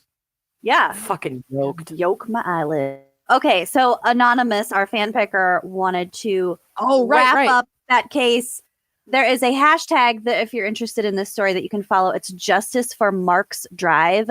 And as far as I can tell, Marks Drive is the neighborhood in which the abuse occurred. Oh, like the street that they were on or something? Oh, yeah. Okay. So Anonymous wants to just wrap it up by saying, this case is brought to you by supporters of hashtag Justice for Marks Drive. We see you. We support you. Absolutely. Wow. Yeah, fuck. Oh, it's terrible. Fuck Chris Swanson. Fucking horrible situation, but like very well covered by you, our lovely Alvin. Thank you so much. Thank you, Alvin. Yes, that was well delivered. It was a horrible story, and we are 2 for 2 on just going there. We are going there. So Amanda, the pressure's on. Great. Well, I am ready to take it there. First, let's take it to a quick sponsor break, and then I will ruin your lives further with my case. Great. Fall is here, and it is sweater season. Sweater weather. Love sweater weather. Mm-hmm. And what makes sweater weather even better is Stitch Fix. Stitch Fix is putting the joy back into getting dressed for this new season. They got denim, they got sweaters, they got boots, all picked just for you by an expert stylist. Yeah, I literally got denim sweaters and boots in my last Stitch Fix box. And I love it. You open the box, it's a full fit, like head to toe. It's amazing. Stitch Fix is the best way to discover new styles and brands just for you. So you can think of Stitch Fix as your style partner, your lifestyle partner. Your stylist learns about your tastes and collaborates with you on looks that you'll love and like looks to avoid, things you know you don't want to wear. All you have to do is answer a few questions about where you typically like to shop, what you like to wear, what your price range is, and then using your choices and a wide range of sizes available from extra small to 3XL, they find your perfect fit. They've got you covered with over 1,000 brands and styles, and you can try your pieces at home before you buy. You just keep what you love and you send back the rest. And they include a prepaid return bag. The shipping, returns, and exchanges are always free. It could not be easier. And there's no subscription required. You can simply order a refresh as needed, or you can do what I did, set it and forget it with regular seasonal fixes. You are in control. I love it.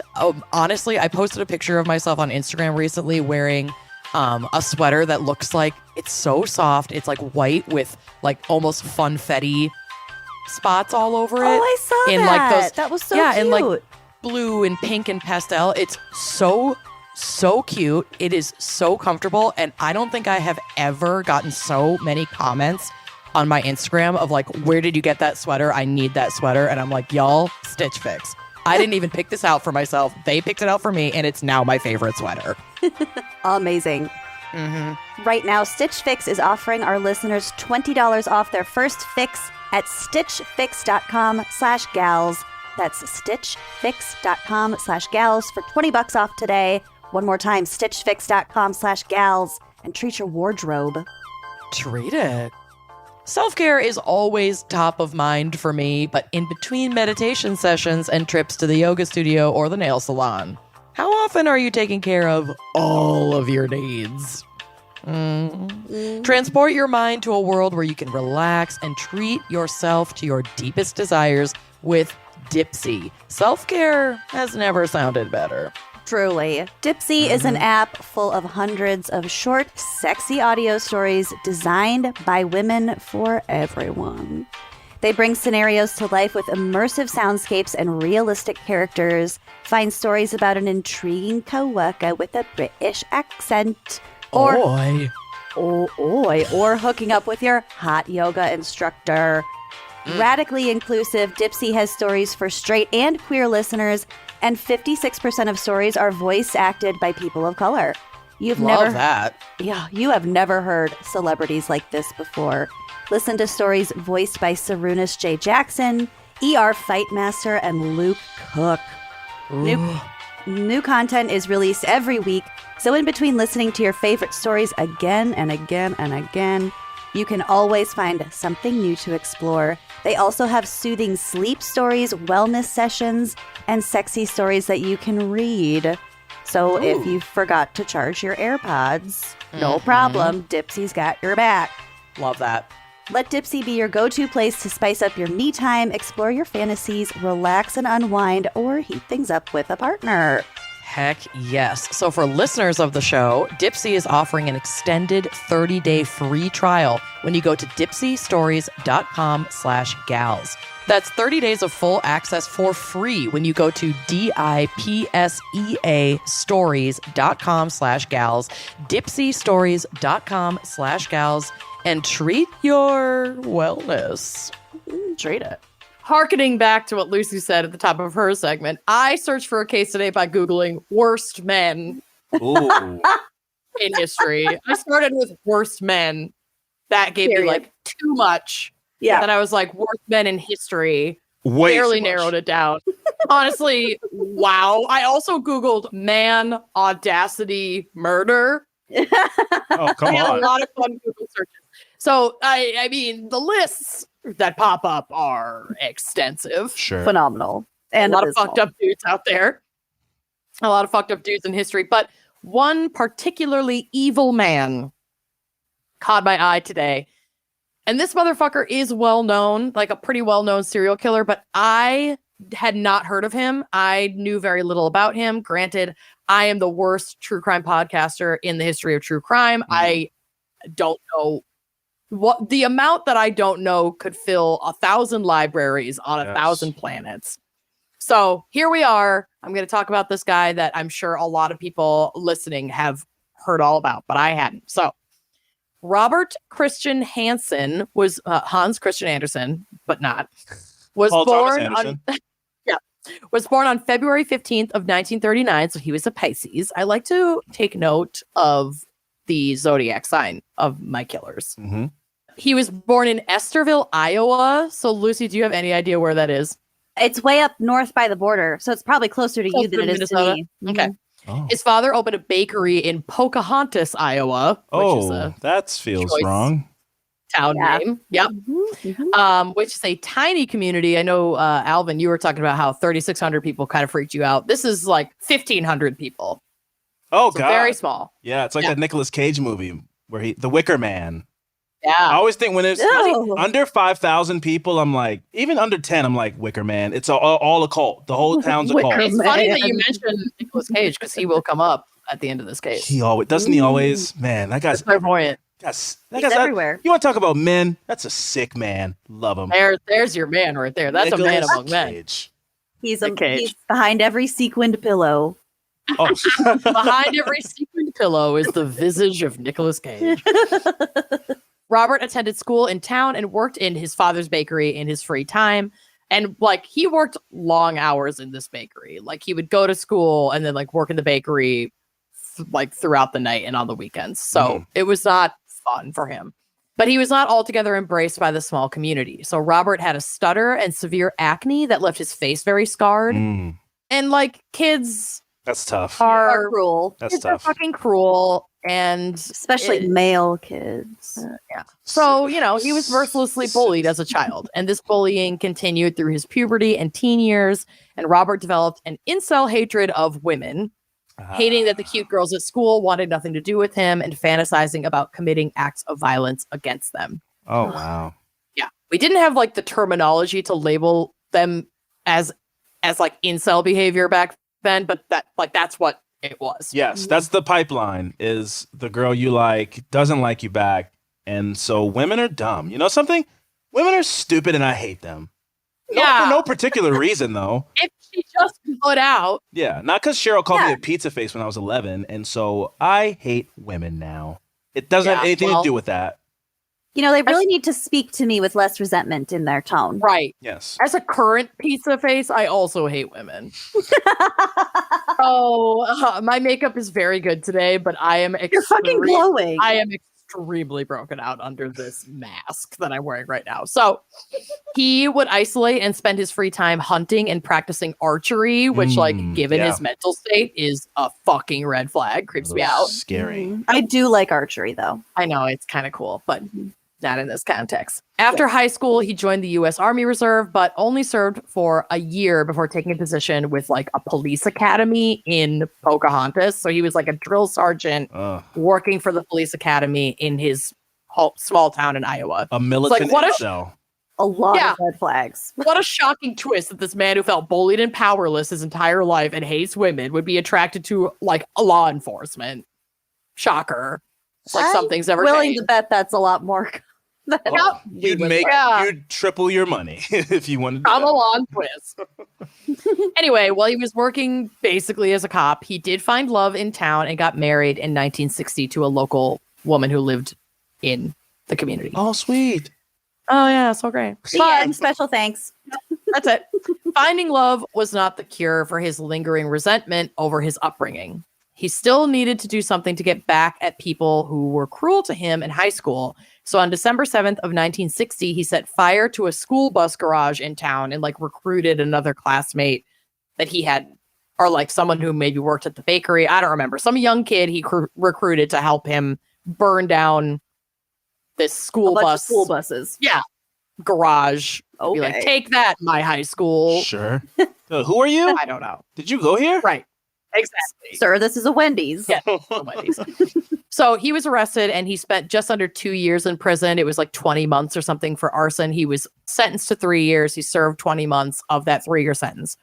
While incarcerated, he was seen by psychiatrists and received a manic depression diagnosis with the presence of schizophrenic episodes. So they didn't like diagnose him as schizophrenic, but they said that he had these like occasional schizophrenic episodes. Sure. Doctors noticed that he was basically emotionally stunted, like stuck in his adolescence, and was completely obsessed with revenge against his schoolmates. Also, while he was behind bars, his wife filed for divorce because of course she did. Yeah. After he was released, he would have a few other brushes with the law for petty theft, but would find love again and get married for the second time in 1963. Wow. He and his wife had 2 children together, and in 1967 decided to start fresh in a completely new place. So they packed up their shit and moved to Anchorage, Alaska. That's a fresh start. Place. That is a very different place, man. Pocahontas, Iowa. Yeah. I'm leaving this podunk town for Anchorage, Alaska. The city of big dreams. City of dreams. The Windy City. The Big Apple. Sunshine State. The Big Moose. Yep. Oh. Big moose. There will be moose. So there, Robert was able to make a great impression on the community without the lingering dark cloud of his past. Because, it's the 60s. There's no social media. You can just show up. Be a new person. Yeah, be a totally new person. He once again threw himself into hunting, which is a huge sport in Alaska, and made a lot of friends that way. Even set some hunting records, which, like, whatever the fuck that means, like biggest moose or whatever. I don't know. Lucy's dad would know. Yeah, I don't need to ask. I caught the most moose. I caught the most biggest moose. He also took his skills that he'd learned working in the bakery as a kid and opened one of his own in Anchorage. So like the family business opens a bakery in Anchorage. He's hunting all the time. He's like making friends. Everybody likes him. He's the man. Yeah, he is the man. So things seem to be on an upswing. The man. The man. Of this case.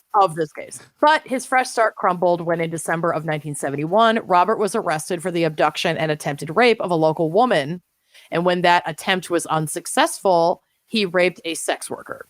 Wow. So both victims in these attacks remained anonymous. Of course, the justice system only really took seriously the abduction and attempted rape of the local woman who was like a local housewife. Yeah. She's, not a sex worker. And so the charges for assault on the sex worker were dropped as part of his plea deal when he was arrested for both of these attacks. Yeah. So if you give me justice for this reputable woman who society deems to be worthy, we'll drop the charge of that lesser person. Exactly. Yes, the lesser person. Yep. Wow. In heavy quotes. But yes, that's exactly what this... Wow. That was the justice that was served in this situation. Yeah. So he received a 5-year prison sentence, but only served 6 months before he was put on work release and allowed to move to a halfway house. Wow. A few years later, in 1976, he was arrested for stealing a chainsaw from a local hardware store and sentenced to another 5 years in prison. He got more time for stealing a chainsaw than sexually assaulting 2 women? Well, he was sentenced to 5 years in both cases. One woman. Got it. Yes.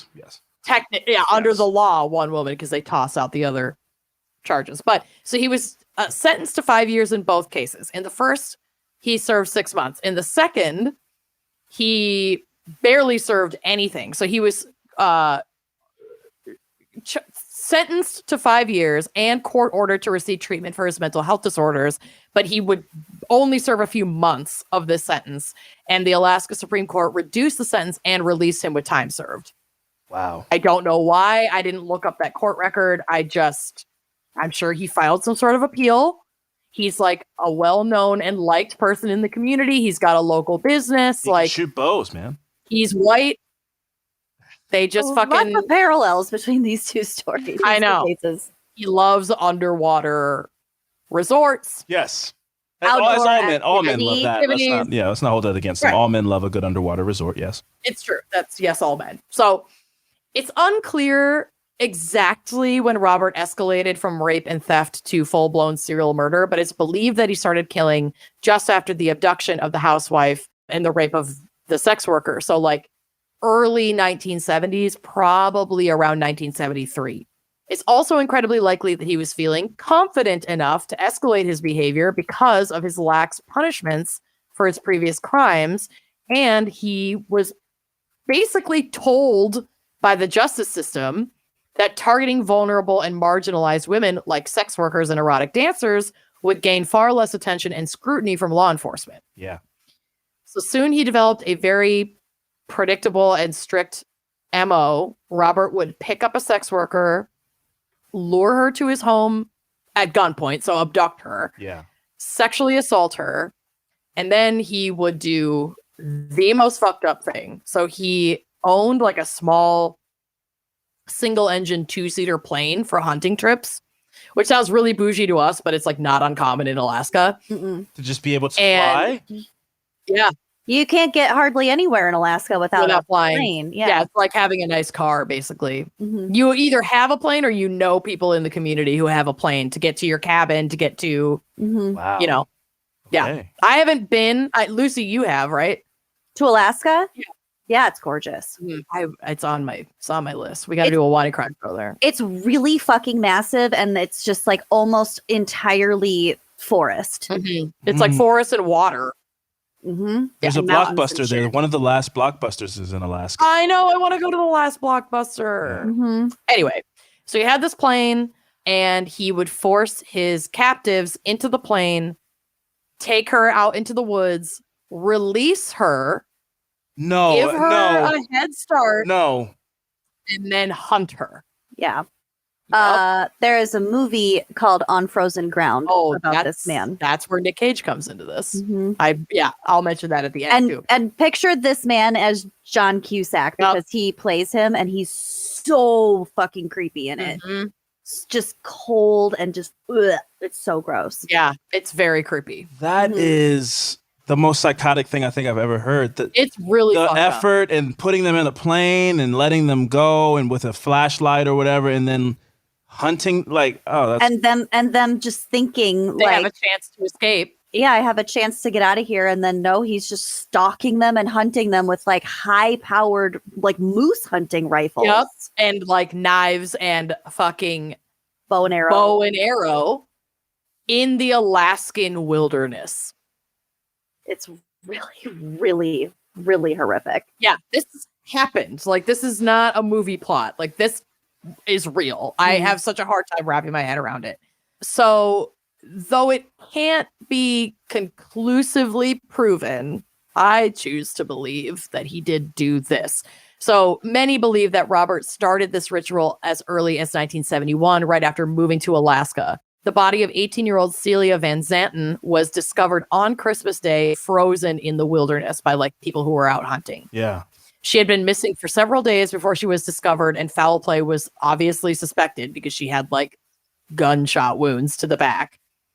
But this case remains unsolved, and Robert staunchly denied any involvement in her death. And like, we'll go over the victims because it's very important to name them. Yeah. But some of the victims were found with gunshot wounds, like to their backs, but no gunshots through their clothing. So the theory is that he would strip these women, send them out into the wilderness naked, and then hunt them, kill them, and then put their clothes back on and leave them to be discovered. That's so fucking It's twisted. very sick. Yeah. Ugh. So Robert would repeat this horrific act of abducting, raping, releasing, and hunting sex workers and other vulnerable women for over 10 years. Get out of here. It's Alaska. It's Alaska. Yeah. Well, and it's Alaska in the 70s. There's not, it's like a vast wilderness. A lot of the bodies aren't found. A lot of them aren't even really being looked for because they're dancers or sex workers. And Alaska strikes me as a place that is like a high turnover type of place. Like people come here to do fish work or something. And it's like, oh, they breeze through town. It feels like a justifiable place where it's like people come and go. Oh, yep. Wow. And there's no Facebook. There's no international database of connectivity the way that we have it now. It's like, I guess they just skip town. That's crazy. Right. That's not a thing people say to you. No one would say that today. Like, I guess they're just, we'll never see them again because they, a reason that is justifiably not scary. Like, I guess they just decided to move and that's fine. We'll never see them again. Right. That's not a thing. It's like that case. I covered a case recently where this guy actually murdered his wife and child, but like had told people that they had gone back to Korea because they were, his wife was Korean and their child was mixed race. Yeah. And so, and people just believed it because they were like, okay, well, sure. They're like, sure. They got divorced and the mom left and took her son with her. And it was years and years and years before they even knew that the father had killed them both. Mm-hmm. So like this kind of shit was so much more possible then than it is now. I mean, that's one like silver lining of how insane technology is. But yeah, so Robert would repeat this it was like 12 years that he was doing this shit. So in 1983, a 17-year-old girl named Cindy Paulson was found running frantically through town barefoot and handcuffed. She was picked up by police and told them that she was a sex worker and a John had picked her up, cuffed her, held her at gunpoint, and brought her to his home, where he chained her by the neck and repeatedly assaulted her. Oh. When he went to load her up in his plane, she managed to escape. Though she couldn't specifically name Robert, he matched the description that she provided and was picked up by investigators to be questioned. He was ultimately released, however, when a friend provided an alibi that the police accepted as solid. A friend was like, no, he was with me. He couldn't have done that. Wow. Well liked in the community. There you go. God. Something still didn't sit right about Robert. So just because he had like this quote unquote alibi, he wasn't like completely off the roster of suspects. But at that point, they didn't have enough to hold him. So they let him go. Around this time, bodies are starting to show up in hunting areas known to be haunts of Robert Hansen. He's still a prime suspect, but there still isn't enough hard evidence to connect him to these bodies that are turning up. And these crimes are predating DNA testing as we know it today. So it's just not as easy to definitively say, yes, it was this person. Convinced they had a serial killer in their community, Anchorage police enlisted the help of the FBI, specifically Agent John Douglas, who we know from Mindhunter as one of the founders of criminal profiling. Mm-hmm. He built a psychological profile of the killer based on the discovered scenes in the woods and the evidence that had been collected. The victims were all young women and girls, all sex workers or otherwise vulnerable women, and all showed signs of being released into the wilderness before meeting their grisly fate. John Douglas believed that the killer was an experienced hunter, a man, and someone who had low self-esteem and hatred toward women connected to adolescent trauma because of like the age of the victims. Yeah. He theorized that he likely had a speech impediment or physical attribute that was scrutinized and made fun of, and he had both. This profile matched Robert perfectly. Robert also had access to a plane and had a hunting cabin located in the Matanuska-Sustina Valley, which is an area where bodies were starting to be discovered. This was enough to grant investigators a warrant to search Robert's plane, car, home, and cabin, and obviously what they found was not fucking good. Yeah. Like, not what they needed to convict him. Ugh. So Robert had an aviation map in his home hidden behind his headboard in his bedroom. And there's actually a photo of it on the drive. But the map was covered in tiny red X's showing like kill and burial sites of his victims. Oh, wow. I watched this movie, honestly, like 2 weeks ago. So this is so fresh. Very fresh. Yeah. Mm-hmm. Oh my God, the map. Mm-hmm. There were 24 X's on the map. Oh, Jesus. 24. In the basement, investigators found a box of trophies that he had collected from his victims, mostly pieces of jewelry. It would be discovered that Robert raped and assaulted over 30 Alaskan women ranging in age from 16 to 41 years old and killed at least 17, though that could be upwards of 20. Oh. This discovery earned him the title of the Butcher Baker because, he owned a bakery. Wow. Cuckoo bananas. Alaska is a state that has never had the death penalty, but Robert still had some like bargaining room to like lessen his sentence or, just have some like demands met in his sentencing. So he cooperated with investigators as part of a plea bargain. He confessed to 17 murders and 30 rapes over a period of 12 years and was sentenced to 461 years plus life without parole in 1984. In exchange for his cooperation, he was only formally charged with 4 of the 17 murders that he confessed to. Wow. God. So even though he was put away forever, on paper, it's for 4 murders instead of 17 and 30 17 rapes. on all these families don't get to have that, like, I don't know. I don't know. There's so I little. I don't feel like you don't even get to give a victim impact statement if you're not like named I don't as one think of you his do. victims, So that's fucked up, Yeah, it's really fucked up. He did this to leverage being able to serve his sentence in like a specific federal prison in Alaska and to stay out of the press. So he agreed to assist investigators in locating the still unfound bodies marked on his kill map. But to this day, 5 of the 17 bodies have not been found at all. Wow. This is a quote from Wikipedia. Quote, Hansen confirmed the police theory of how the women were abducted, adding that he would sometimes let a potential victim go if she convinced him that she would not report him to police. So, he raped 30 women. He killed at least 17 of them. He let probably about 10 of them go after assaulting them. He probably assaulted more women than that he didn't kill. Definitely. Who just didn't come forward, I would imagine. And as we always say, you don't use something like that as your jumping off point. Yeah. It escalated. Yes. There's no way you're just one day you're like, I'm going to abduct a woman, get in my plane, take her with me down. Yep. Yeah. Like, it's so fucking extreme. It's really extreme. And he indicated that he began killing in the early 1970s. So it's very likely that the woman who was found on Christmas Day that could never be conclusively tied to him in 1971 was him. Yeah. Because he said that's around the time I started doing this. It was probably his first victim in Alaska. So his victims include 17-year-old Celia Van Zanten, who is the girl who was found on Christmas Day, 17-year-old Megan Emmerich, 22-year-old Mary Thill, a young woman between the age of 16 to 25 years old who they called Eklutna Annie.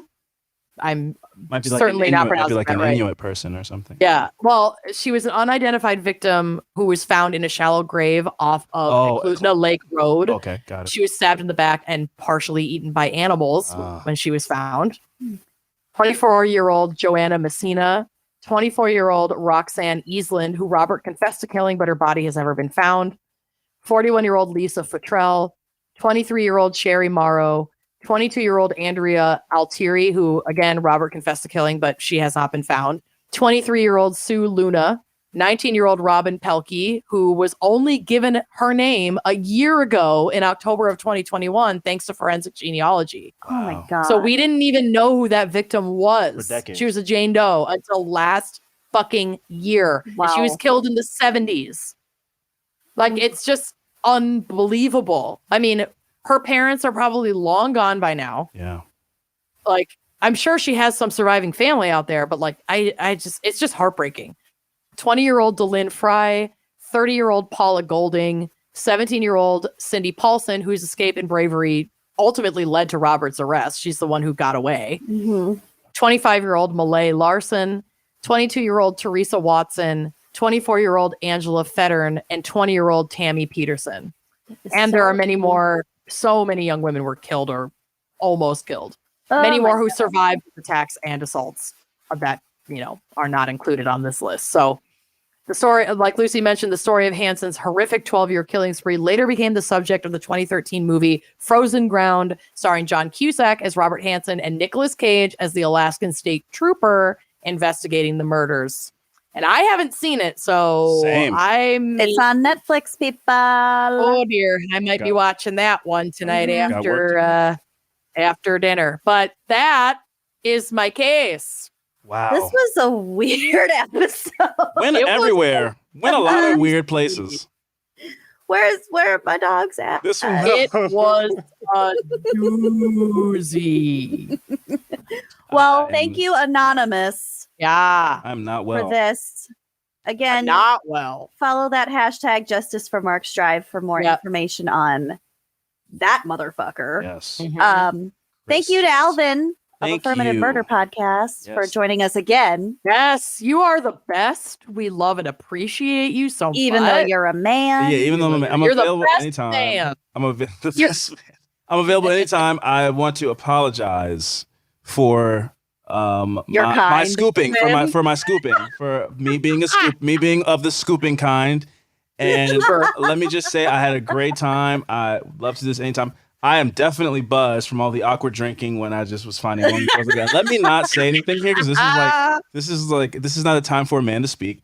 But this was an informative episode. I learned a lot about reproduction, about this person who I've never heard of, Robert Hansen. Right? It's new to me. True crime enthusiast or whatever. Not like I didn't know about this one. So whoa. I think part of the reason though that like it's not. I mean, he literally put in his plea bargain that he didn't want to be like press fodder. Yeah. So even in my research, it's like he came up in a lot of there's a Wikipedia page about him, but it usually if I Google a prolific serial killer, there's going to be a bajillion news articles about it, and there weren't. Mm-hmm. Oh. So clearly that part of his plea deal worked out. Yeah. So check out the movie. Whoa. Well, Alvin, I know that you kind of plugged some of your stuff the last time you were on the show, but if you want to remind the listeners where you can be found. Listen, guys, I host a podcast called fucking shit-faced. So much awkward drinking. Hey, guys. Hey, listen, where my dogs at? Listen, where my yokelids at? Hey, listen up. I do a podcast called Affirmative Murder with my partner in true crime, Franco Evans. He's a cool guy who does exist. He just recently got married. Oh, man, what a beautiful occasion that was. And you can hear us talking all kind of stuff. We have a podcast. We do town halls. We recently did a town hall on the LGBT community and what allyship looks like to them as far as, what do you need from somebody that's going around proclaiming themselves as being an ally. That is probably out at this moment. If you would like to hear very interesting conversations with fascinating people, please go check that out. And other than that, we do true crime stuff. So yeah, Affirmative Murder on all the stuff. Twitter, Instagram, Facebook, all that stuff. Affirmative Murder. And I'm Alvin. Thank you. Fuck Alvin. I love witnessing Alvin becoming drunk just throughout this episode. It's been amazing. It's been amazing. And now we will release you. We love and appreciate you so much. Thank you for being here. Thank you, Alvin. Thank you to everyone listening. Thank you to Anonymous. And we'll see you next week. Bye-bye. Yes. Thanks for listening to Wine and Crime. Our cover art is by Kala Yip. Music by Phil Young and Corey Wendell. Editing by Jonathan Camp. Check out our website and blog at wineandcrimepodcast.com. You can also follow us on Facebook, Twitter, and Instagram at Wine and Crime Pod. If you have questions, answers, or recommendations to share, email us at wineandcrimepodcast@gmail.com. Episodes are available on Apple Podcasts, Stitcher, Google Play, basically wherever you get your favorite podcasts. And if you like the show, please rate, review, and subscribe on Apple Podcasts. It is the best way to spread the word. If you'd like to show your support, visit our Patreon page to keep this podcast and the wine flowing. Cheers!